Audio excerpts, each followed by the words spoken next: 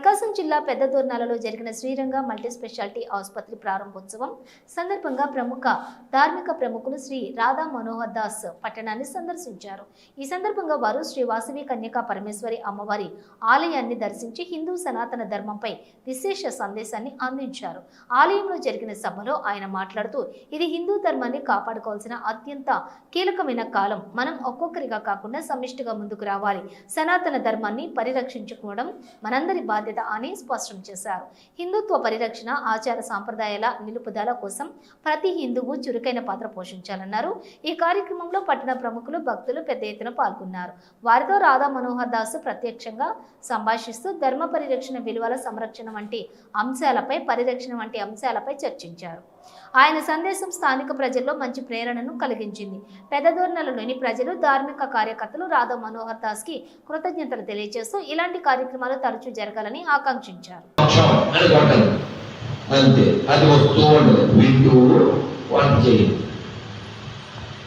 అది మానేసి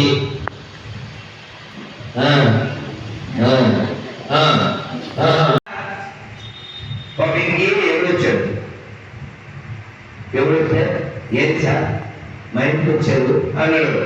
ఏం చెప్పమంటారు? లిస్టులో నీ పేరు అది ఫస్ట్ అన్నాడు. సార్ ఎలాగో వచ్చారు కదా, అంత దూరం నుంచి దారుణాల దాకా వచ్చారు, కూర్చోండి సార్, కొంచెం బూస్ట్ తాగేసి ఇవ్వగలం, బూస్ట్ సీక్రెట్ అని డబ్బా కొట్టి గ్లాసులో పోసి వేడిగా ఇచ్చారు. పాప ఆయన కూడా అలసిపోయినాడు కదా, కానిము ఈ పానీయము రానిము అని ఊదుకుంటా వేడివేడిగా తాగించారు.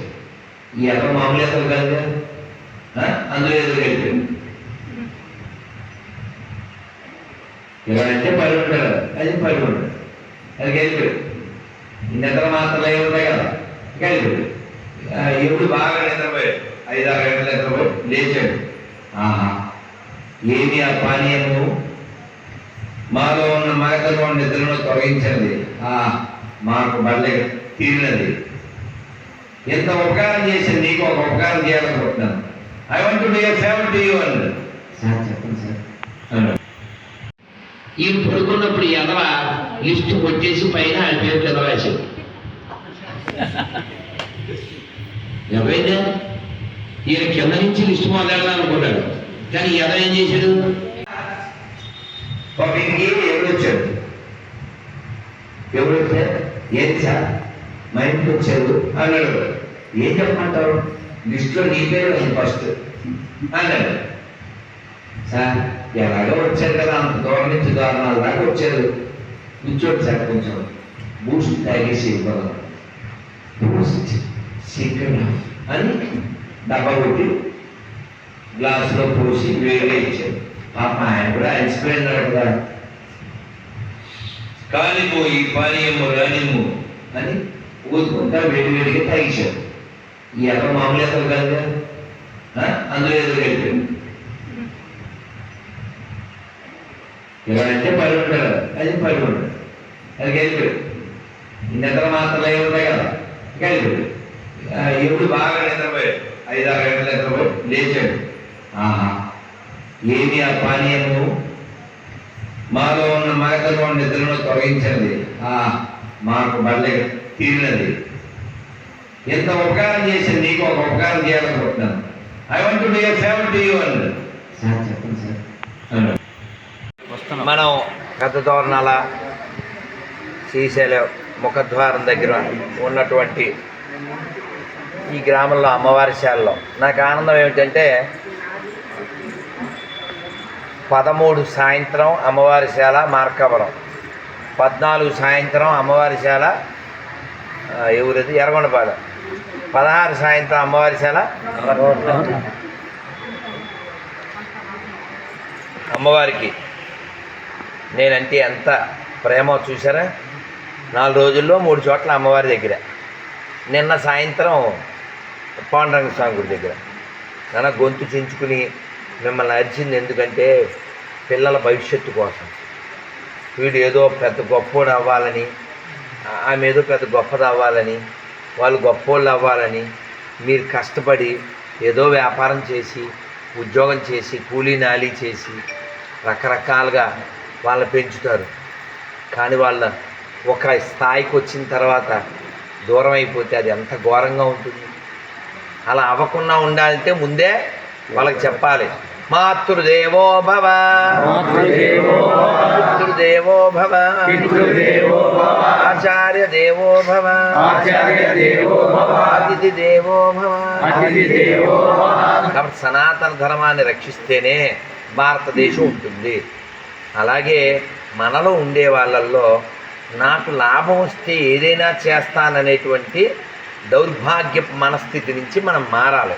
ప్రతిదీ వ్యాపారమేనా? అరే వాడు నీతి లేనివాడు కావచ్చు, ఇతర మతస్థుడు, కానీ వాడి మతం కోసం మాట్లాడుతున్నాడు. బెంగాల్లో అంత హింస జరుగుతుంది.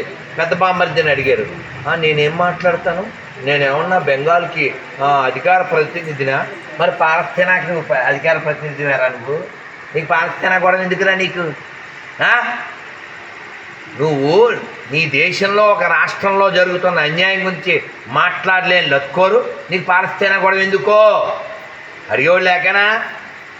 అంటే అక్కడ ఏం కానీ నాకు యాక్చువల్గా అతని మీద కోపం రాలేదు, ఏదో ఇలా అన్నాను. కానీ ఎందుకంటే అతను క్లారిటీగా ఉన్నాడు. అతని పార్టీ అతని మతం పేరుతో పెట్టాడు.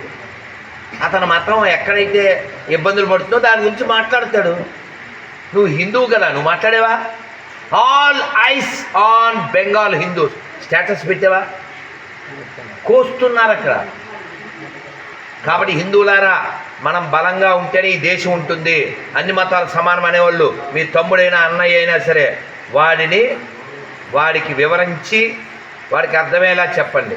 ఎవడైనా అన్నీ ఒకటే అని అడ్డంగా మాట్లాడితే వాడి మెల్లో పూలదండ వేసి వాడి మెల్లో కాషాయ జెండా వేసి పాత బస్తీలో బంద్ చేసి వచ్చేమను వీడియో తీసి వచ్చాక మనం కూడా ఆడి మాట ఒప్పుకుందాం.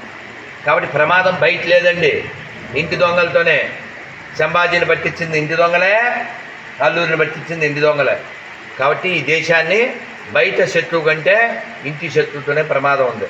ఎక్కడో చోట తినేద్దాం, ఏముంది, 4 ఇడ్లీలు తినేసి వెళ్ళిపోయేదానికి నువ్వేటా ఊరికేను మనం దగ్గర కొనమాటావేటి అని మాట్లాడతారు మన అడ్డగాడు.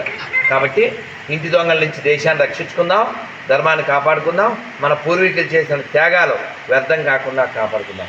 భారత్ మాతాకి జై.